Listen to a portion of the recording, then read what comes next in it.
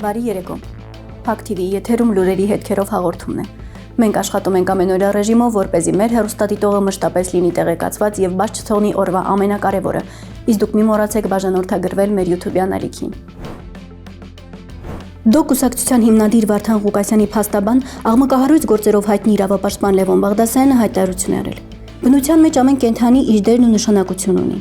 Հայտնի բան է, որ հալվա ասելուց բերանը չի քաղցրանում։ Հանրապետական անունը կրող ինչ-որ թերթոնում իբր հարցում են անցկացրել եւ Վարդան Ղուկասյանի գլխավորած շարժումը հավաքել է 1%։ Կապված ժամանակիցս չեմ բացառում, որ օրենքով սահմանված կարգով զբաղվեմ այդ թերթոնով, որպեսզի տան այդ թերթոնի իրավաքրեական գնահատականը։ Ինչ վերաբերում է Ազատություն ռադիոկայանին, որի աշխատակից լրագրողը 2 օր հերթ կանգնեց, որպեսզի 1% ձայն հավաքած կուսակցության շտաբի պետի ընդունելությանն արժանանար ու հարցազրույց վերցներ, կարծում եմ պատիվ չի բերում մոտ 20 րոպեանոց հարցազրույցը մոնտաժել ու դարձնել 5 րոպեանոց եւ վերջում տեղադրել ինչ-որ սոցիոլոգիական հարցում։ Արձանագրում եմ, բնության մեջ յուրաքանչյուր կենդանի իր դերն ու նշանակություն ունի։ Ադրբեջանական ԶԼՄ-ները տեսանյութ են տարածել հայտարարելով, թե Նախիջևանում շարունակվում է երկաթուղիների վերակառուցումը։ Նշել են, թե Նախիջևանի երկաթուղային ցանցը իբր կդառնա նոր տարածաշրջանային տրանսպորտային հաղորդակցության մի մասը, որը կանցնի այսպես կոչված Զանգեզուրի միջանցքով։ Տեսանյութը թողնում ենք առանց մեկնաբանության։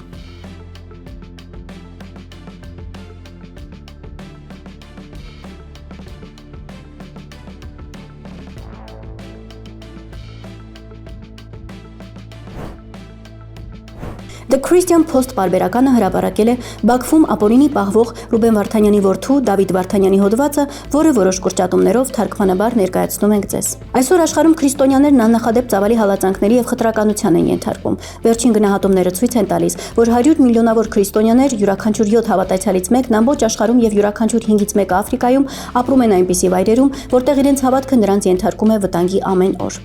Միայն անցած 1 տարում ավելի քան 100 միլիոն քրիստոնյաներ վտարվել են իրենց տներից։ Սրանք պարզապես վիճակագրություն չեն, դրանք ընտանիքներ են, ապագաներ եւ իմ ընտանիքի համար այս ճգնաժամն ունի անուն՝ Ռուբեն Վարդանյան։ Մինչ աշխարհը պատրաստվում է տոնել Սուրբ Ծնունդը, Հույսի եւ Ազատության խորհրդով տոները, ես, իմ քույրն ու կրտսեր եղբայրը կարճացենք մեր հորը կրկին տեսնելու հույսից։ Իմ դուստրը երբեք չի հանդիպել իր պապիկին։ Նա ծնվել է մոտ 2 տարի առաջ իր պապիկի գերեվարվելուց հետո։ Այսօր հայրս ու եւս 22 հայ քրիստոնյա կալանավորներ մնում են Բաքվում բանտարկված, զրկված լինելով պատշաճ դատավարությունից, հոգեվոր աջակցությունից եւ նույնիսկ աստվածաշունչ ունենալու իրավունքից։ Այնուամենայնիվ աշխարհը չի լռել։ Հորս գործը ստացել է երկուսակցական աջակցություն ԱՄՆ կոնգրեսում, ինչպես նաև Ֆրանսիայի խորհրդանի, Եվրոպական խորհրդանի եւ մարդու իրավունքների պաշտպանությամբ զբաղվող առաջատար կազմակերպությունների, օրինակ Amnesty International-ի աջակցությունը, կոչանելով անհապաղ եւ անվերապահ ազատ արձակել նրան։ Այս ձայները միասնական են, նրա կալանքն անօրինական է եւ անհիմն, սակայն այս ամենով հանդերձ հայրս մնում է ճաղերի հետևում։ Օգոստոսի 8-ին Սպիտակ տանը հայտարարված դիվանագիտական համաձայնությունը խաղաղության ճանապարհ էր առաջարկում եւ ստեղծում էր հայ բանտարկյալների ազատ արձակման ակնկալիք, սակայն Ադրբեջանը չի պահպանել այդ հանձնառությունը։ Վաշինգտոնն ունի ազդեցության զգալի լծակներ։ Ադրբեջանը ձգտում է արևմուտքի հետ ավելի ամուր տնտեսական գործընկերության, ավելի սերտ պաշտպանական եւ դիվանագիտական կապերի եւ նախանձախնդիր իր համաշխարհային լեգիտիմության մասին։ Եվ ամենակարևորը, այն լսում է, երբ Միացյալ Նահանգները խոսում է։ Ահա թե որտեղ է կարևոր ուժեղ առաջնորդությունը։ Նախագահ Թրամփն ունի Սուդանից մինչև Պակիստան անարդարացիորեն բանտարկված անձանց ազատելու գործում անձամբ միջապնդելու լավ ավերագրված պատմություն։ Նույն նպատակասլաց առաջնորդությունն այսօր էլ կարող է վճռել։ Ընտանիքները կվերամիավորվեն, թե կմնան հուսահատ սպասման մեջ։ Հայրս միշտ մեզ սովորեցրել է, որ հավատքն առանց խիզախության պարզապես բառ է եւ որ լույսը միշտ հաղթում է խաղավարին։ Նույնիսկ 2 տարի ճաղերի հետևում անցկացնելուց հետո էլ նա չի հանձնվում եւ շարունակում է պահել այդ լույսը։ Եթե մենք հավատում ենք, որ հավատքի ազատությունը մարդկային համընդհանուր իրավունք է, ապա չեն կարող աչք փակել հայ քրիստոնյաների եւ այն մարդու վրա, ով մնաց նրանց կողքին օգնելով փրկվել։ Աշխարհը հետևում է։ 1 դար առաջ մեր նախնիները փրկվեցին հայոց ցեղասպանությունից միայն այն բանի շնորհիվ, որ ուրիշներն ունեցան գործելու համարձակություն։ Այսօր հայ քրիստոնյաները բախվում են նոր հալածանքների եւ բնաջնջման ծանոթ սպառնալիքի։ Պատմությունը կհիշի նրանց, ովքեր պահանջել են արդարություն եւ նրանց, ովքեր թույլ են տվել, որ լռությունը գերիշխի։ Սուրբ Ծննդյան տոներին ընթരാճ աշխարհի քրիստոնյաները հետևում են եւ աղոթում, որ եւս մեկ անգամ ձեռնարկվեն քայլեր։ Փաստինֆոյի տեղեկություններով Կոտայքում հոկտեմբերի 12-ին 4 մարդու կյանք խլած տղամարդը, որն արդեն 15 տարի որսորդ միության անդամ է եւ վերջին տարիներին որսորդական հրացան է ունեցել, անմեղսունակ է ճանաչվել եւ կարող է խուսափել պատասխանատվությունից։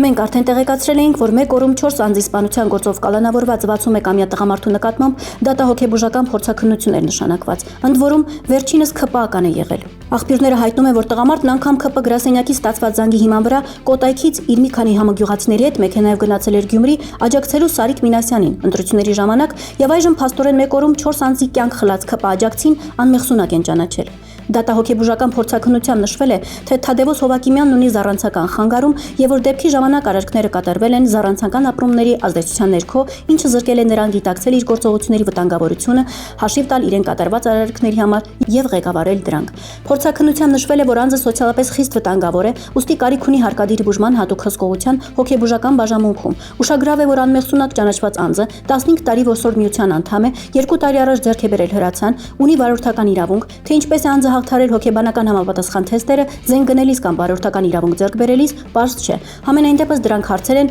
որոնց պատասխանն այժմ չկա, ինչը կասկածների տեղիք է տալիս։ Մեղադրյալը ցուցմունքներում հաստատել է, որ իր հարևան ամուսիններին դիտավորությամբ է սպանել, մասնավորապես մոտեցել է գազեր հավաքող հարևանին, թիկունքից սպանել է դիտավորությամբ, կրակելուց հետո մոտեցել է եւ եւս մեկ անգամ կրակել է գլխին, իսկ կնոջն իբր սպանելու ցանկություն չի ունեցել։